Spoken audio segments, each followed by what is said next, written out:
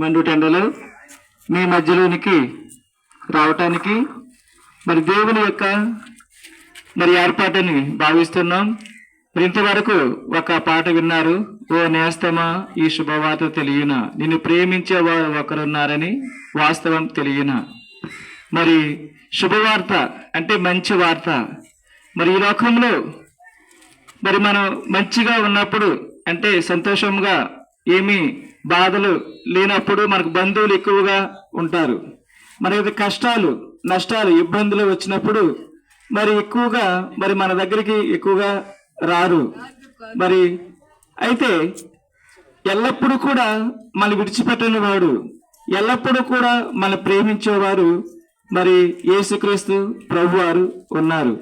ఎందుకంటే యేసుక్రీస్తు ప్రభువారు మనం చేశారు.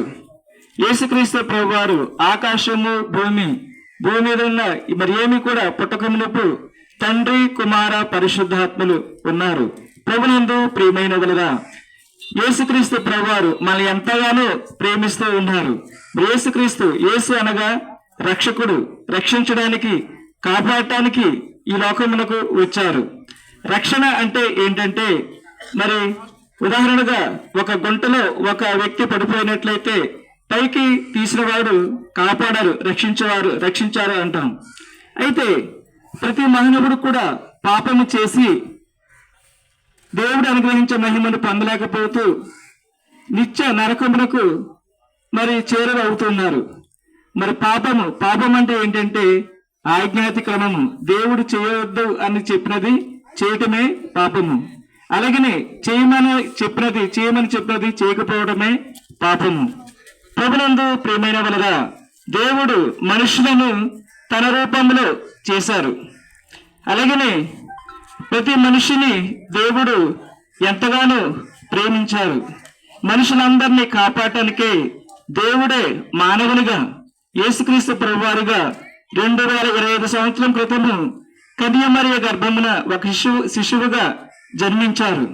యేసుక్రీస్తు ప్రభువారు మనందరి కొరకు ఏ రీతిగా జీవించాలో మాదిరి చూపించారు. యేసుక్రీస్తు ప్రభువారు ప్రభునందు ప్రేమించబడరా ప్రతి ఒక్కరిని ప్రేమించారు. అలాగనే యేసుక్రీస్తు ప్రభువారు 39 కొరడ దెబ్బలు కొట్టబడ్డారు. ఎందుకనంటే యేసుక్రీస్తు ప్రభువారు పరలోకం నుండి వచ్చి మంచి మాటలు యేసుక్రీస్తు ప్రభువారు ప్రజలందరికీ కూడా తెలియపరుస్తూ ఉన్నారు. నేను దేవుని కుమారుణ్ణి అని చెప్తూ ఉన్నారు. అలాగనే ఈ రీతిగా చెప్తూ ఉన్నప్పుడు ప్రజలు అనేకులు యేసుక్రీస్తు ప్రభువారి మీద పగబట్టారు. నువ్వు దేవుని కుమారుడువా, అలాగనే నీవు దేవుడువా అంటూ యేసుక్రీస్తు ప్రభువారి మీద వ్యతిరేకంగా వారు ఉన్నారు. అలాగనే యేసుక్రీస్తు ప్రభువారు ఎవరు ఎన్ని అంటున్నా కానీ తండ్రి ఏ పని నిమిత్తం ఈ లోకమునకు పంపించారో, ఒక పక్క ఆయన దేవుని కుమారుడు దేవుడు, మరొక పక్క మానవుడిగా సంపూర్ణ మానవుడిగా జీవించారు. ఎందుకంటే నిన్ను నన్ను మనందరినీ కాపాడాలంటే దేవుడే మానవునిగా రావాలి. ఒక చీమకు సహాయం చేయాలంటే మరొక చీమే ఆ యొక్క భాష తెలుసు. అలాగనే ప్రతి మానవుని రక్షించడానికి కాపాడటానికి దేవుడే యేసుక్రీస్తు ప్రభువారుగా ఈ లోకమునకు వచ్చారు.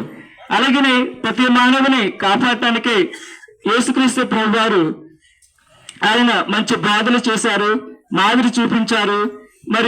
శత్రువులు కూడా ఎవరైతే యేసుక్రీస్తు ప్రభువారిని వ్యతిరేకించి మాట్లాడుతున్నారో వారి మీద కూడా ప్రేమ చూపించారు. ప్రేమ ద్వారానే యేసుక్రీస్తు ప్రభువారు జయించారు. ప్రభునందు ప్రియమైనవారుగా అలాగనే యేసుక్రీస్తు ప్రభువారి మీద అన్యాయపు శిక్షను, అన్యాయపు తీర్పు తీర్చి యేసుక్రీస్తు ప్రభువారిని తీర్పుకు అప్పగించిన సమయంలో 39 కొరడ దెబ్బలు యేసుక్రీస్తు ప్రభువారు పొందారు, కొట్టబడ్డారు. బైబిల్ గ్రంథంలో ఉంటది, ఆయన పొందిన దెబ్బల చేత స్వస్థత కలుగుచూ ఉన్నది. ప్రతి మానవునికి వచ్చే వ్యాధులు 39 వర్గాలుగా ఉన్నాయంట. అయితే ఎటువంటి వ్యాధినైనా బాగు చేయడానికే యేసుక్రీస్తు ప్రభువారు కొట్టబడ్డారు, గాయపరచబడ్డారు. యేసుక్రీస్తు ప్రభువారు నిన్ను నన్ను రక్షించడానికి, పాపం నుండి విడిపించడానికి, అనారోగ్యం నుండి స్వస్థపరచడానికి యేసుక్రీస్తు ప్రభువారు ఈ లోకమునకు వచ్చారు. 39 కొరడ దెబ్బలు కొట్టబడ్డారు.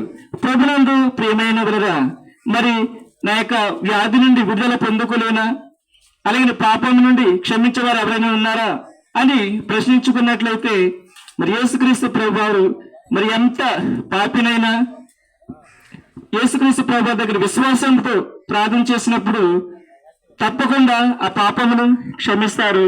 అలాగనే ఎటువంటి అనారోగ్యమైన ఎటువంటి వ్యాధి బాధలైనా డాక్టర్ల వల్ల కాకపోయినా గాని యేసుక్రీస్తు ప్రభువారి నామములో విశ్వాసంతో పట్టుదలతో ప్రార్థన చేసినట్లయితే తప్పకుండా విశ్వాసం ద్వారా అంటే నమ్మకం ద్వారా స్వస్థత మేలు చేస్తారు. ఇంతగా యేసుక్రీస్తు ప్రభువారు ప్రతి మానవుని ప్రేమిస్తూ ఉన్నారు, కాపాడుతూ ఉన్నారు. అయితే విశ్వాసంతో ఆ యేసయ్యను మీరు నమ్మండి.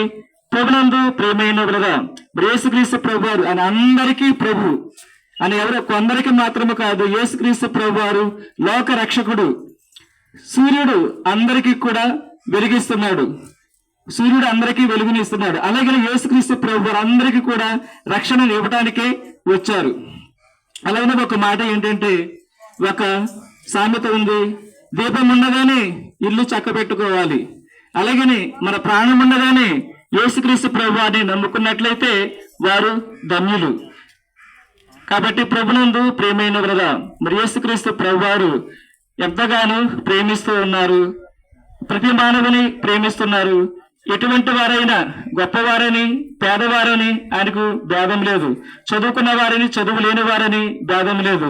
యేసుక్రీస్తు ప్రభువారు మరి మనల్ని కాపాడేవారు, రక్షించేవారు, వాదార్చేవారు, సమస్యల నుండి విడుదల చేసేవారు, స్వస్థత ఇచ్చేవారు. కాబట్టి యేసయ్య ప్రేమను మీరు పొందుకోరండి. మీరు మీ కుటుంబాలు దీవించబడతాయి. దేవుడు రానున్న కాలంలో మిమ్మల్ని మీ కుటుంబములను బహుగా దీవించి ఆశీర్వదించును గాక. ఆమేన్.